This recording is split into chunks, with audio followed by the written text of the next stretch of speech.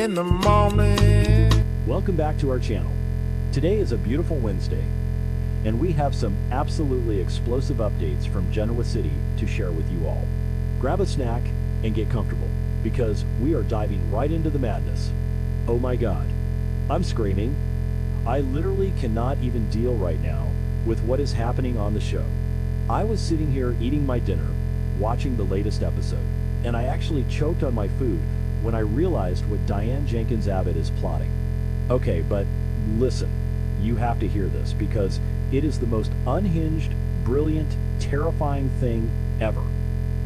At this point, I'm yelling at my screen because Diane is actually pulling off the most insane psychological warfare I have ever seen on daytime television. My jaw dropped, and it is still on the floor. I had to pause and text my friend immediately because this is just so dramatic. Oh wait, before that happened, actually, let me back up because my brain is going a million miles an hour. So Diane is trapped, right? She is literally locked inside, Doctor. Lawrence Markham's creepy, fortress-like house. This place is basically a maximum security prison disguised as a suburban home. Heavy curtains, locked doors, probably cameras everywhere. And Markham is this arrogant, controlling psychiatrist who thinks he is the smartest person in the room. He actually believes he has Diane completely under his thumb, diagnosing her with a fake nervous breakdown and acting like he is her savior. The audacity, seriously, the absolute audacity of this man. I can't breathe. But honestly, has he met Diane? Has he literally ever Googled her? I forgot to mention earlier, but this is the same woman who faked her own death in a public park back in 2011 with a literal corpse from the morgue. She survived Deacon Sharp. She survived being a pariah. She survived coming back from the dead. She is a survivor. So if Markham thinks he can just lock her up and feed her pudding and she'll just comply, not okay. I'm done. He is so out of his league, it is actually hilarious. I am so emotionally invested in this, I feel like I'm trapped in that house with her. Okay, where was I? Right. So Diane realizes that fighting him isn't working. Screaming at him, demanding to see Jack, refusing to eat, none of that is getting her anywhere because Markham just uses it as proof that she's unstable. So she flips the script. I'm calling it now. This is going to end badly for the Doctor. Diane decides to play the ultimate game of manipulation. She starts faking Stockholm Syndrome, literally faking deep, profound romantic feelings for her captor. She starts fluttering her eyelashes, flattering his ego, telling him how brilliant his methods are and how she feels so safe with him. At this point, I am literally standing up in my living room, clapping. The acting, the sheer manipulation. She is playing him like a grand piano. She starts acting like she has developed this intense romantic attachment to him, leaning into the whole "you're my protector" vibe. And Markham, which is insane by the way, actually buys it. Why would he do that? He is supposed to be a psychiatrist. He should see right through this transference, but his ego is so massive that he actually believes a beautiful, powerful woman like Diane Jenkins is falling madly in love with him while being held hostage. Men, I swear, they are so easily flattered. Wait, did I already say that? Whatever. Anyway, Diane is laying it on so thick. She is telling him that the clinical environment of a hospital would have ruined her, and that being in his private home is exactly what she needed to heal. She is totally making him feel like a god. And because he is so blinded by his own narcissism and this fake romance she is spinning, his guard is dropping. You can literally see him softening, thinking he has completely broken her and rebuilt her to be his perfect, compliant, adoring patient. I am dead. I am literally deceased at how easily she is playing him. And don't even get me started on the Jack of it all. I keep getting sidetracked, but this is important.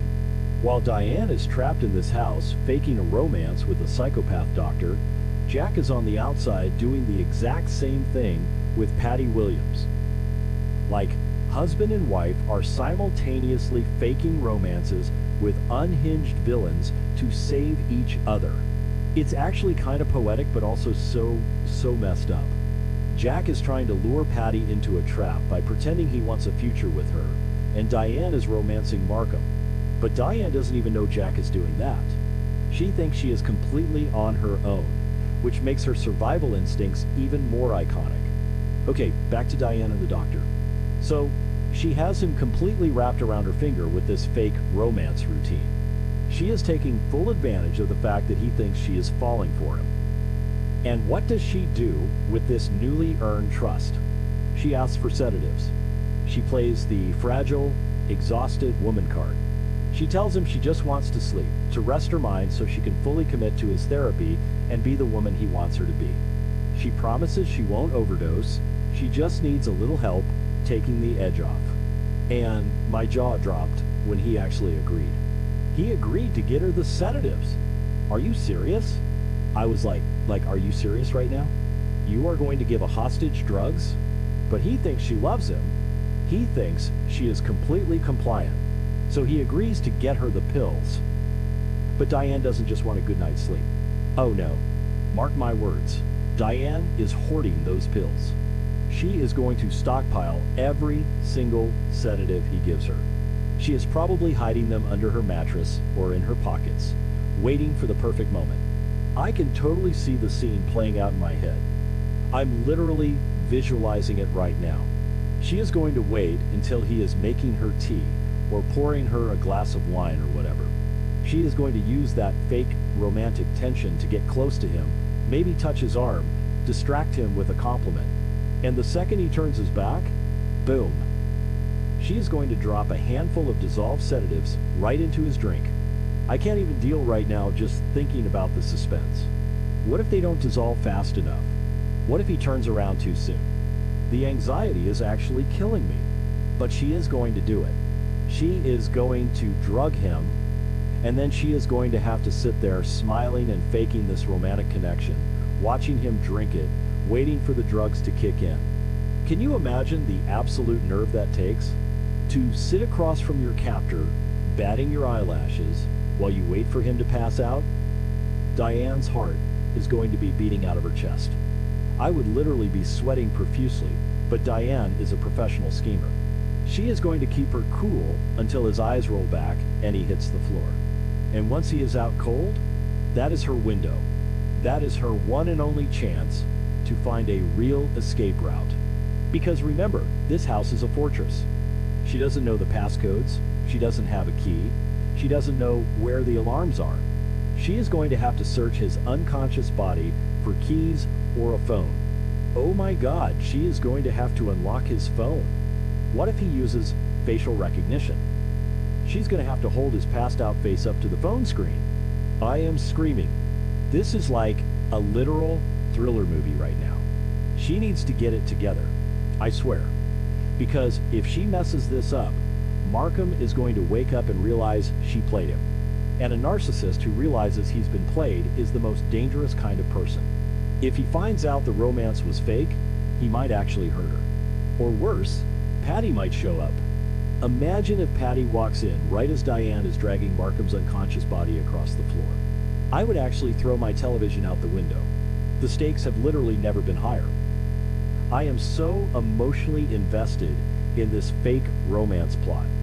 It is so twisted but so satisfying to watch a woman use a creepy man's ego against him. Diane knows exactly how men like Markham operate. They want to be worshipped. So she worshipped him right into a trap. It is honestly a masterclass in survival. I am calling it right now. She is going to escape. She is going to drug him, break out of that fortress, and she is going to run straight into Jack's arms, unless Jack is too busy playing house with Patty, which is a whole other mess that I can't even get into right now without losing my mind. Let me just talk about the psychology of this for a second, because I am basically an armchair detective at this point. Diane has been in survival mode since the second she woke up in that strange bed. She didn't know where she was, she didn't know who had her, and then this Markham guy walks in, acting like he's running a summer camp for the mentally fragile. He literally told her she was having a breakdown. The gaslighting. He was gaslighting her so hard, trying to make her doubt her own sanity. But Diane's mind is a steel trap. She knew immediately he was lying. She asked for Jack. and Markham gave her some bogus excuse about Jack not wanting to see her. Which, by the way, is so cruel. To tell a woman her husband abandoned her while she's locked in a room? Evil. Pure evil. But Diane didn't break. She cried. Sure, she put on a tearful performance, but behind those tears the gears were turning. She realized that if Markham wanted a broken woman who needed him, she would give him exactly that. She manufactured this entire persona of a vulnerable, dependent patient who is slowly falling in love with her doctor. It's like something out of a psychological thriller. I was on the edge of my seat, literally biting my nails, watching her compliment his methods. And the fact that she's using his own arrogance against him? Chef's kiss. Perfection. She knows that men who lock women in houses don't want equals, they want worshipers. So she became his worshiper. And now, she's going to use